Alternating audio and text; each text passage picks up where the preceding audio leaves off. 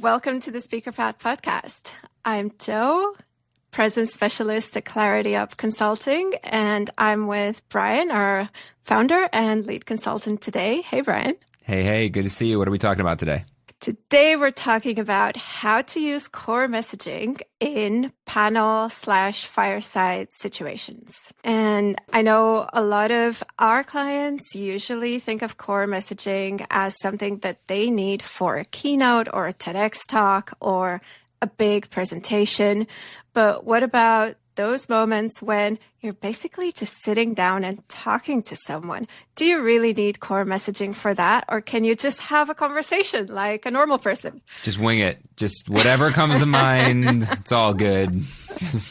Right? I mean, which is what it feels like so many people are doing. If you've ever been in the audience for a fireside chat, it feels just like, a few folks are just hanging out and talking about whatever comes to their mind in that moment. And I think it's incredibly disrespectful to the audience to do that. It's like, you do that on your own time, do it at the coffee break, do it over lunch. But if we got microphones and a stage and an audience here, like, let's serve the audience. There I was thinking that speaking from the heart was enough.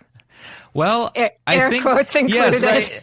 and so, okay, so right. I mean, we may as well talk about this, that whole speaking from the heart thing. And this is something that speakers do when they're going to give keynotes and TED Talks and formal presentations as well. They think, I don't want to over rehearse. I don't want to come off as robotic. And so I'm just going to, I'm going to speak from the heart. And the truth is, very few people can do it. And the people who can do that well are actually some of the most rehearsed people. Sometimes I've heard people refer to some of the comedy greats, the improv greats like Robin Williams. They'll go, well, Robin Williams was just an improv genius. And I'm like, first, yes, he was. But also, it was rehearsed improv.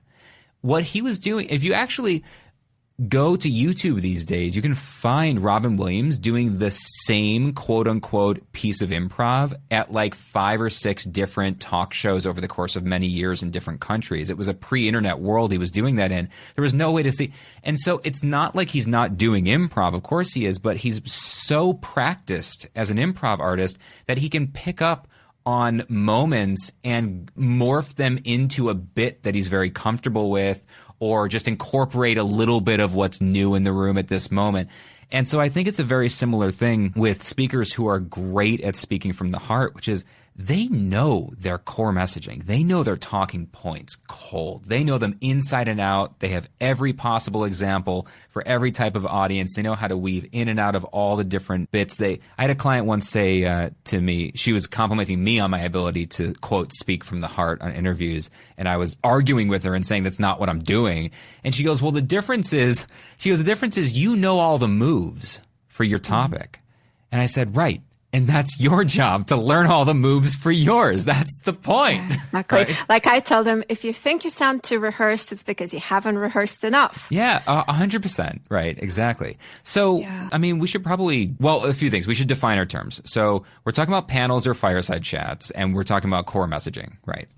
So why don't you take, let's give us some context. Panels, fireside chats, let's be specific about the kind of speaking situation that is.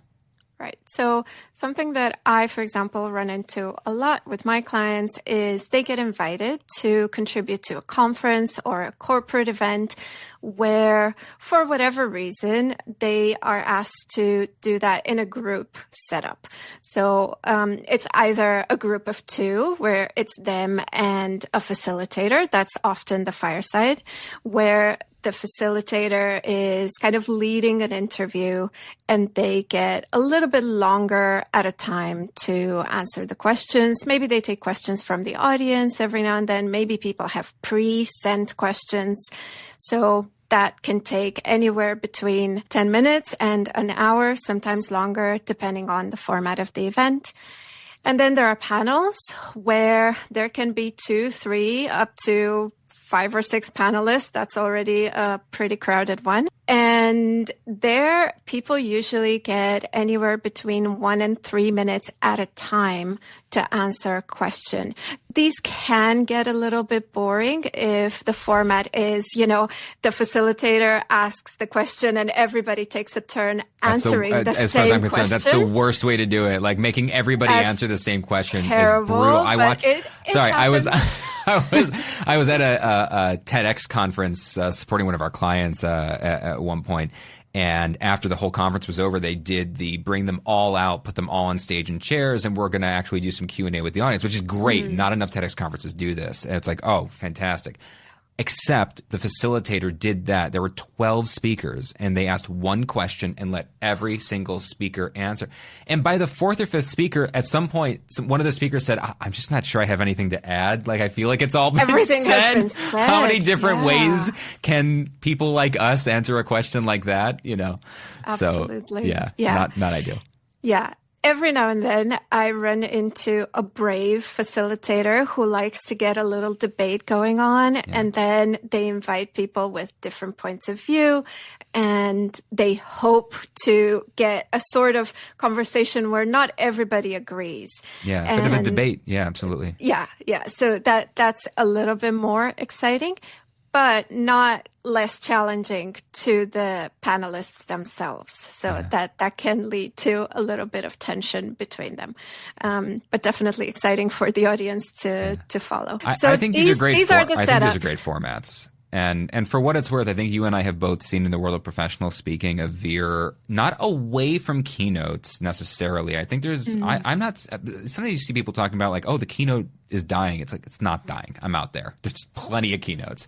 But I think what they're doing is instead of stacking a conference with 8 keynotes back to back to back, they're having an opening and a closing keynote, and they're filling the middle of the conference with more panels, fireside chats, workshop style, which is not the topic of this conversation. But I've done a few of these where as the keynote speaker in the morning, they would then have me do a fireside chat that was live streamed later in the afternoon, or they would bring on the 3 speakers from the morning segment and do a panel for half an hour to kind of pull it all in for the morning before going to lunch. And these are great segments. So yeah, exactly. I love that you said half an hour, because whenever I help someone prepare for a panel, the first thing I do is the math.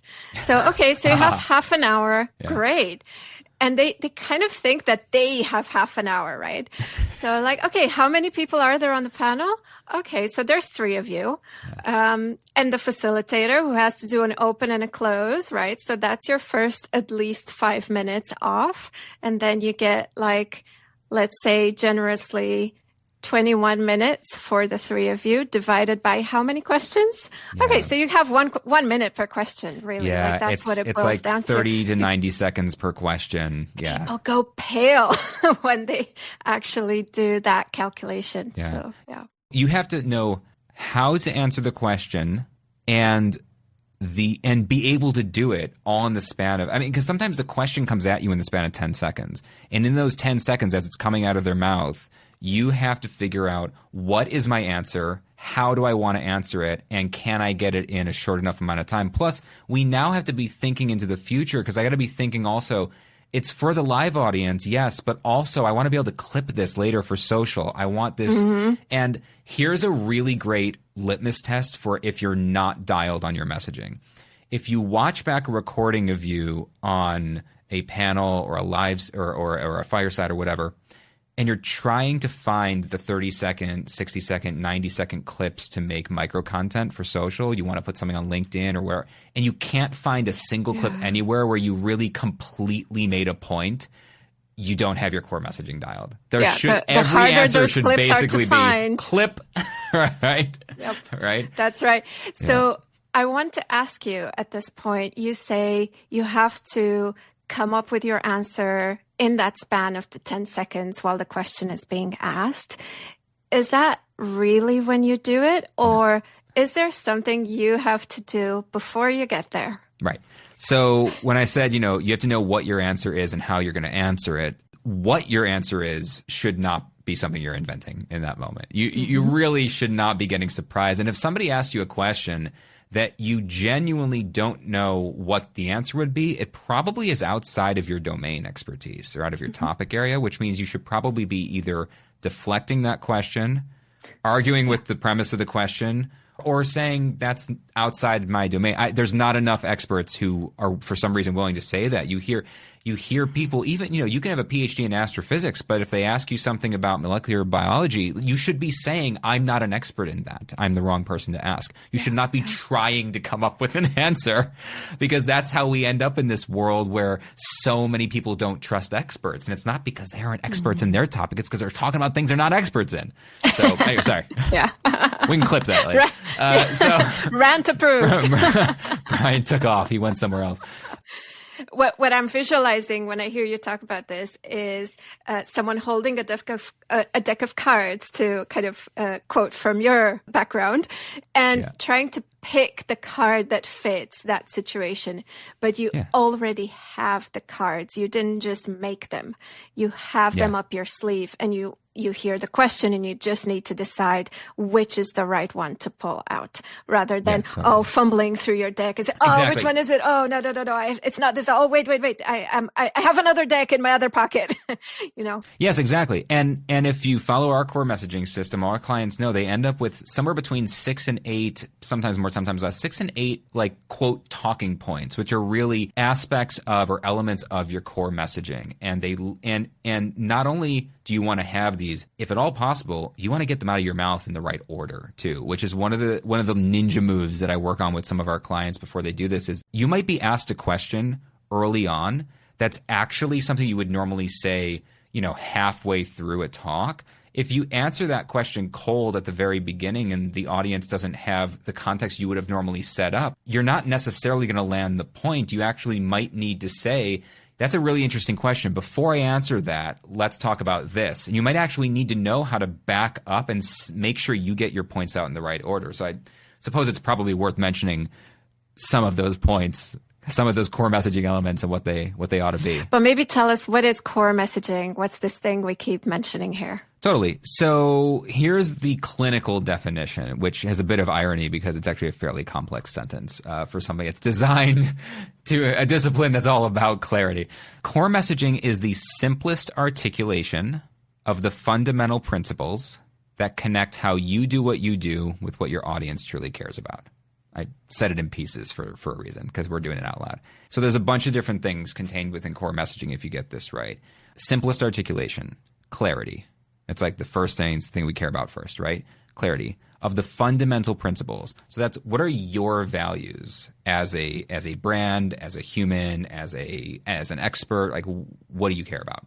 That connect. So alignment with the audience, alignment with the listener, right? Respecting the fact that we're not speaking into a void. There's a listener there. That connect how you do what you do, which is your differentiator, right? Why is it different than other people who talk about this or do this work, with what your audience truly cares about, relevance to the audience. So there's these 5 components that are all baked in when you get core messaging right.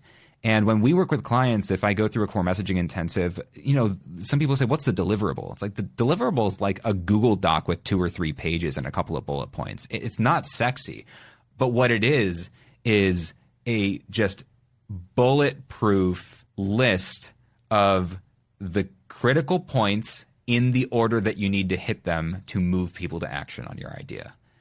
And if you have these, you can do them in the span of no time, 10 seconds, 30 seconds, 60 seconds, or you can build a whole keynote by expanding outward, going into depth, doing nuance, lots of examples. Like you can go, it just expands or contracts as needed. Yeah. To quote you again, it's all about saying what you do, who it's for, and why it matters, right? Yeah. I really love that phrasing that you Absolutely. Use. Yeah. Just at the bare minimum, what do you do? Who is it for? And why does it matter? I mean, if you can't say that, we're lost. I mean, so many people being interviewed on panels or fireside chats, just the very first question, here, real quick, let's have everybody introduce themselves. Most people lose the audience on the please introduce yourself. I mean, just to begin with. So, but yeah, we could go through some kind of examples of how this would play out, or the kind of question. So, I mean, maybe you can give us an example of the kind of question. Let's play it out in real time. So I'm I've just given a talk. Ironically, I've just given a talk on. No, let's do my topic as a speaker. So I was going to say I've just given a keynote on message clarity. That's going to get too meta for this conversation. Let's do the other exactly. one. Let's do human connection. So I've just given a keynote on human connection. It's a company's annual event. 400 employees, everyone from the CEO to the janitor or whatever. And then they're going to bring me up this afternoon and do a fireside chat for 20 minutes, live stream it to the people who work remote, couldn't be there, that kind of thing. What question might you toss at me? So as an organizer, the first thing I want to do is to make sure that the people who couldn't attend in person get a little bit of the content that you shared live. So maybe I'd ask you to put a little bit of perspective onto why you're there, who you are, and what we're talking about today. Yeah, for sure. So my name is Brian, and I work with organizations, educators, healthcare facilities. I help them build connected cultures where everyone feels heard, understood, and valued. Right. And Brian, in your field of work, what are some of the challenges that you run into? What do clients complain about? Yeah. So have you noticed these days that everyone's talking and nobody's listening? And we're just shouting past each other. It's like we're all using English, but we're not speaking the same language somehow, right? This is creating a lot of problems in the workplace. I mean, forget our personal lives. We got a mental health crisis. We have a loneliness epidemic, and we could talk about that. But for the purpose of this conversation, we're having a lot of disconnect between departments. We're having disconnect between employees and managers, between managers and upper management and executives. And what it's doing is it's causing a tremendous amount of stress and extra mental energy being exerted into the workplace. And so some people are just throwing their hands up and going, forget it. I'm just clocking. That can't be good for business. No, it's not. It's not good for business because we know from a ton of studies that the reason that people leave organizations is not that they're not paid well enough. People do want more pay. They should be paid appropriately, but it's not the number one reason people leave. It's not the benefits. It's not it's not unlimited M&Ms in the break rooms. It's none of the Google stuff that people think it is. They don't need sleep pods. What they need is to feel valued for their contributions. And when people don't feel valued, they leave. And for what it's worth, people leave organizations for the same reason we leave all relationships. We leave relationships when we don't feel valued in a relationship. And what is a company if not a collection of relationships? That's all it is. So if we don't figure out how to build a culture where everyone feels heard, understood, and valued, everything's going to fall apart. The work's going to get worse. It's going to be harder to retain top talent, attract top talent. Everyone's going to be miserable. And eventually, company goes out of business, world goes up in flames, everybody loses. Right. So how do you propose we save the world? Yeah. So how do we save the world? Or at the very least, these organizations, right? This particular this world. That we're in right now. This world right here. So the most important thing we do is we've gotten ourselves by accident. We've shifted from having interactions to having transactions. It's happened over the course of a decade or 2 decades, over the last 10 to 20 years. And none of us did it on purpose, right? Somehow we accidentally got ourselves into a situation where we're not recognizing the humanity of the people that are right in front of us. And you can play this out at Starbucks or a coffee shop, right? You go up to order your coffee and people don't even look at the barista anymore. We look past them, or worse, we look through them to the menu. And then we just say our order out loud as if into the void without looking at the person. We tap our card or boop our phone, and then we just move on with our life. Sometimes we do that before we walk in the door. We order in advance. We walk in, earbuds in, podcast on, grab our thing and walk out with no recognition of the humanity of the individual person that was actually getting you that coffee or whatever you're looking for. And so we have gotten ourselves into a situation where we're not having interactions, we are having transactions. And as long as we can shift that, if we can start to look people in the eye in a way that says, I hear you, I see you, and I'm here for you, even if we don't always agree, just that shift in perspective is going to get us on the right track. So what are some actions that people can take in their daily lives when they come into the office, they clock in the morning, and they're expecting a day full of heavy meetings and emails that never end, and they don't feel like they have the space to look people in the eye? What can they do to deal with that? Yes. So I get this a lot. I hear a lot that this is all well and good. I wish I could make meaningful connections with people. I really love people, but who's got the time? Right? Who's got the time? Or the energy. Energy. We're busy. We're working.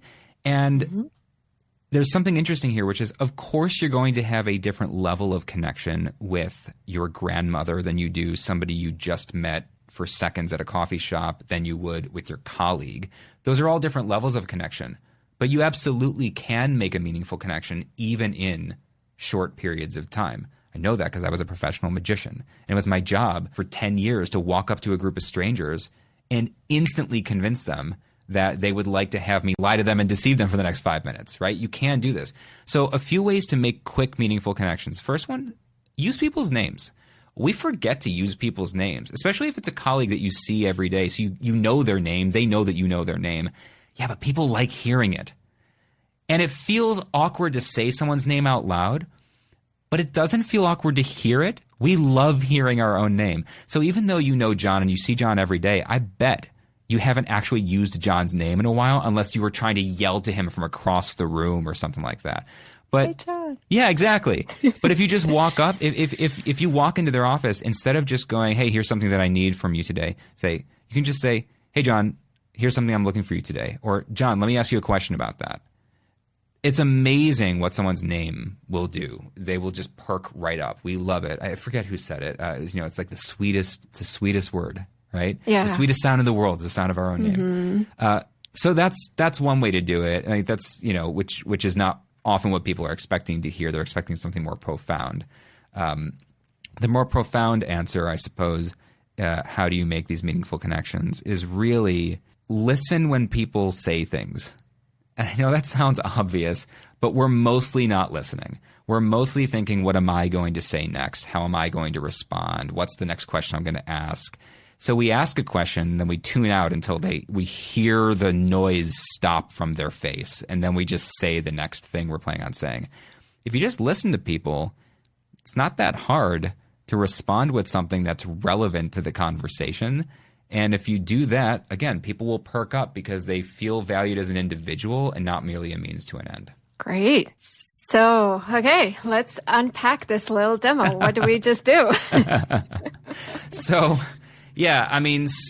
first of all, these are all good questions, and they're the kind of questions that you would hope to get. Any client will expect to run into these things. And of course, there are facilitators who will want to play a little bit devil's advocate every now and then, or to ask some real hard questions that maybe they've collected in advance, or they'll come from the room. That's a possibility as well. We need to be prepared for that. But indeed, this was the kind of the friendly version. Tell us what you do, what your proposed solution is to the problem we're dealing with. So how did you structure your responses to my questions? Well, in some ways you made it fairly easy because you did ask the questions in roughly the order that I would want to answer them in. Now, a good facilitator will do this either by accident or by intuition, and so it's nice to have that. But context to application. Yeah.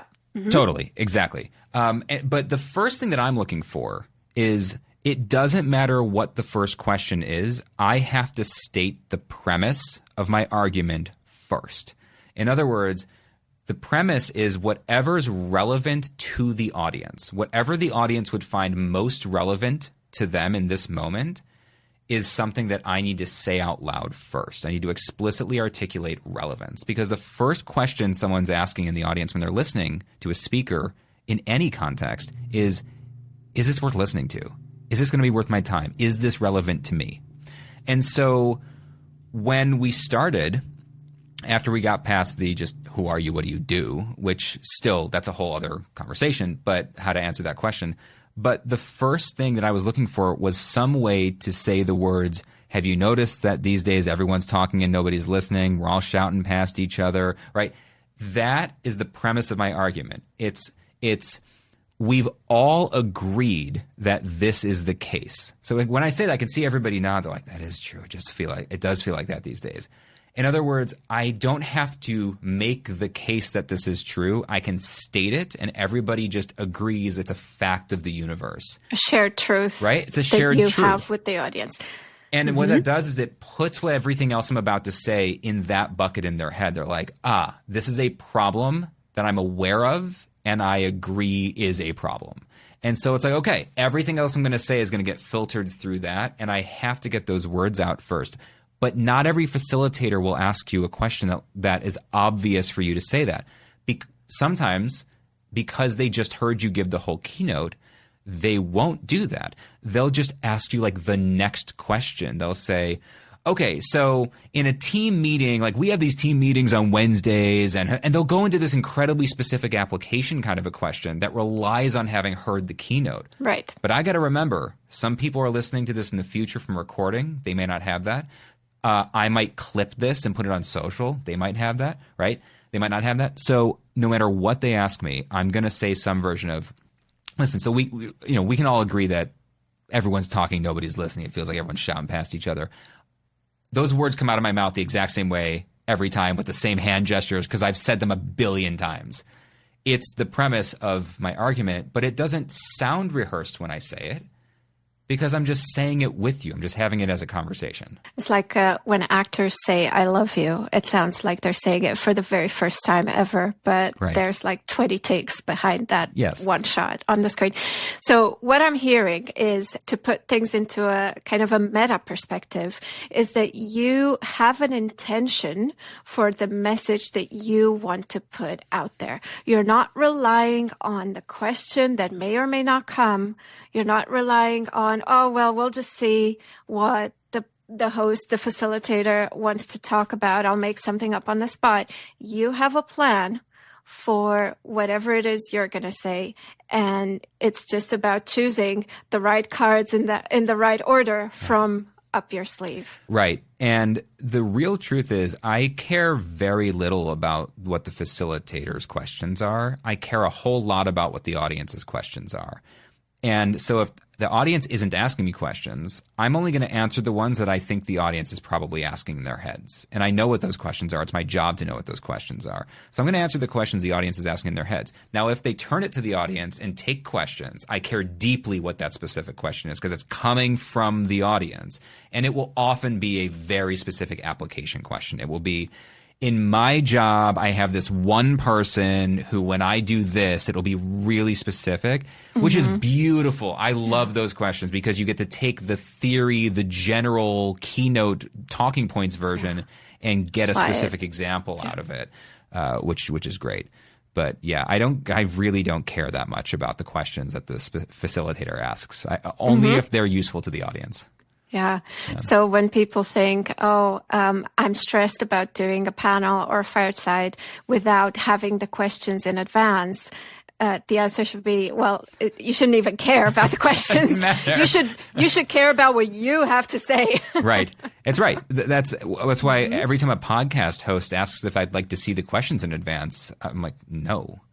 And also, when they offer me the questions in advance, I actually get less excited about the conversation because I know that they're not about to show up as a human.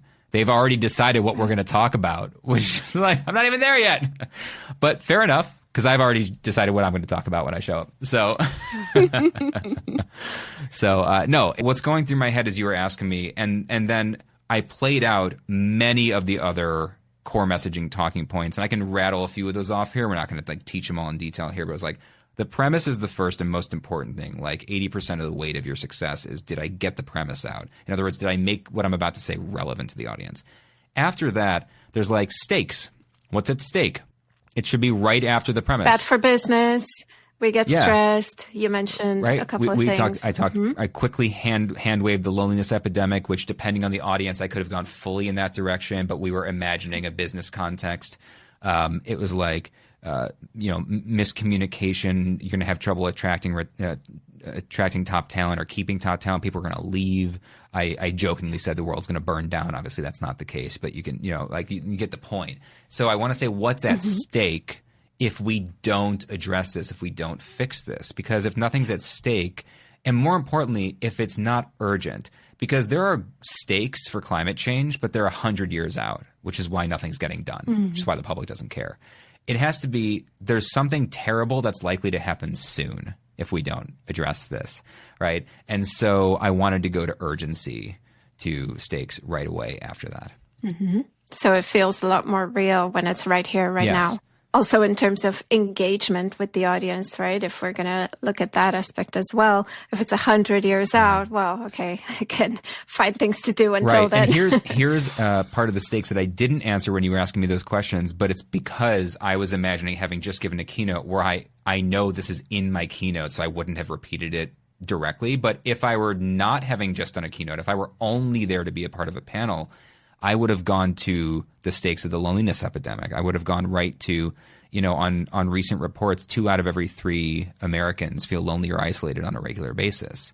And then I would say to the audience, like, look to your left, look to your right. That means if you feel lonely on a regular basis, at least one of the people sitting next to you does as well, right? We are lonely, but we are not alone, right? And hey, by the way, if you're lucky enough that you don't feel like that, there's a good chance both of the people sitting next to you do, right?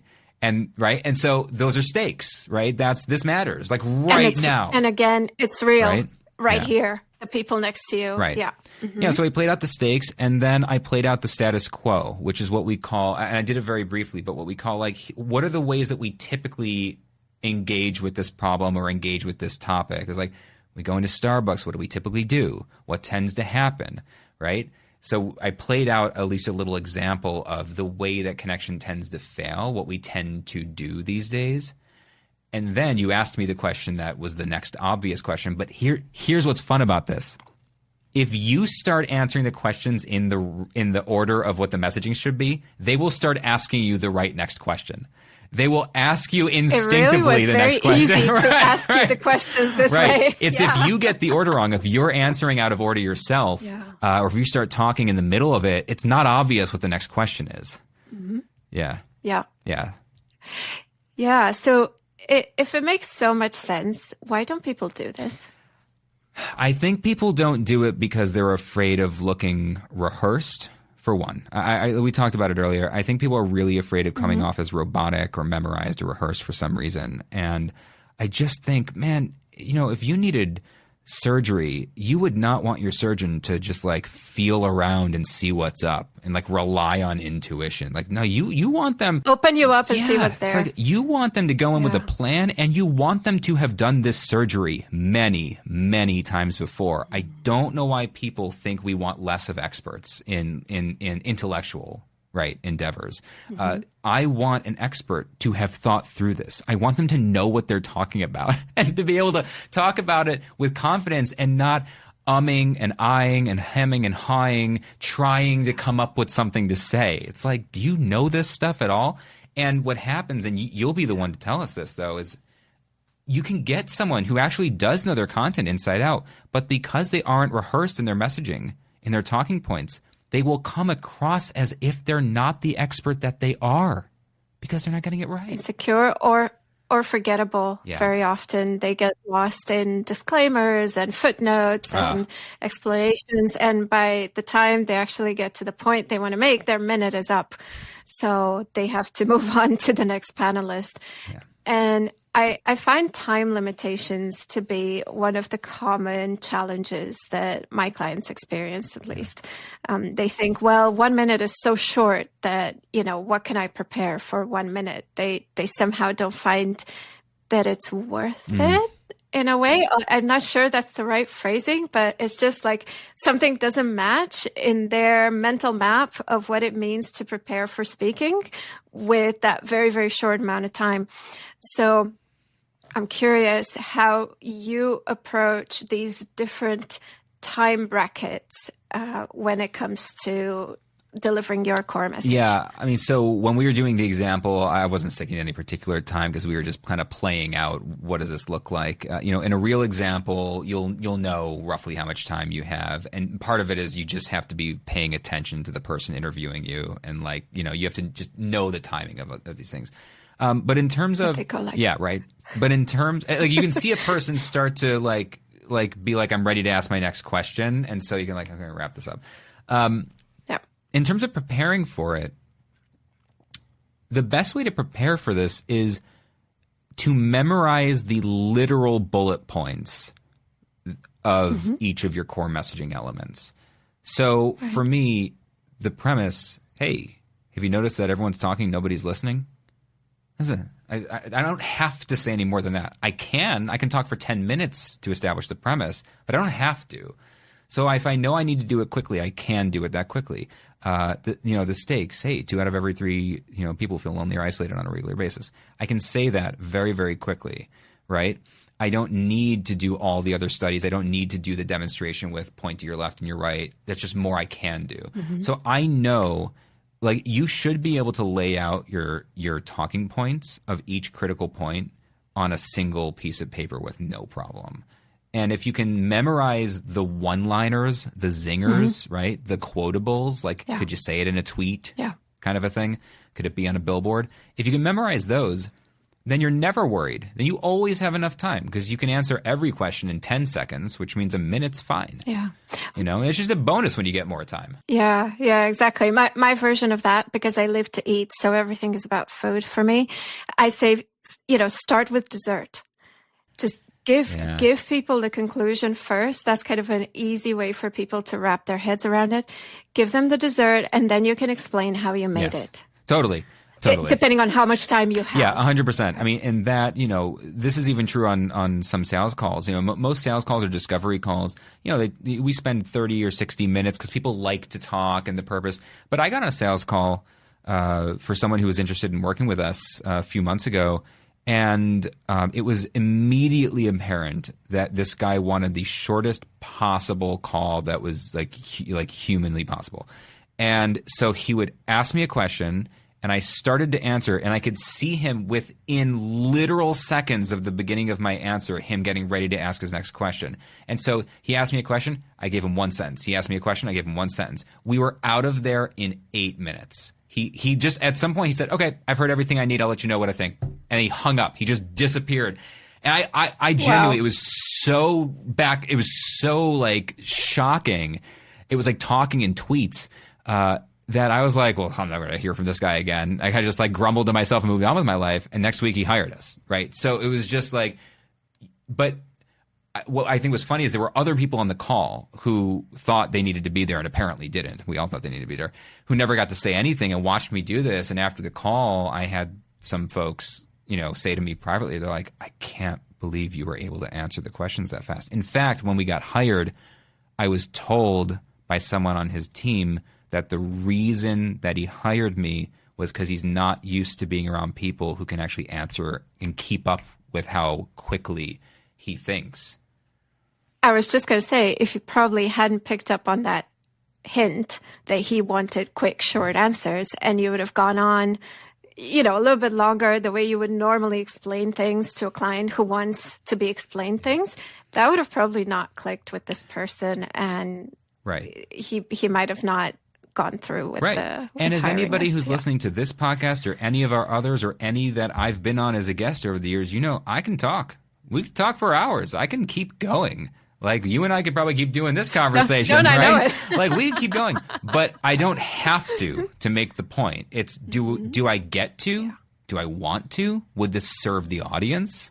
Right? Is it necessary? Yeah. Right? So, exactly. Yeah, I mean, I think that's the long and short of it.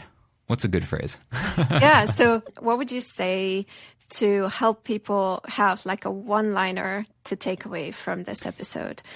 Why should they and how should they prepare for firesides and paddles? Yeah, I would say jot down. So these days it's so you can go to ChatGPT and say, hey, act like a facilitator, an expert facilitator of a fireside chat. And here's my topic, or here's the keynote I would have just given. Here's the description.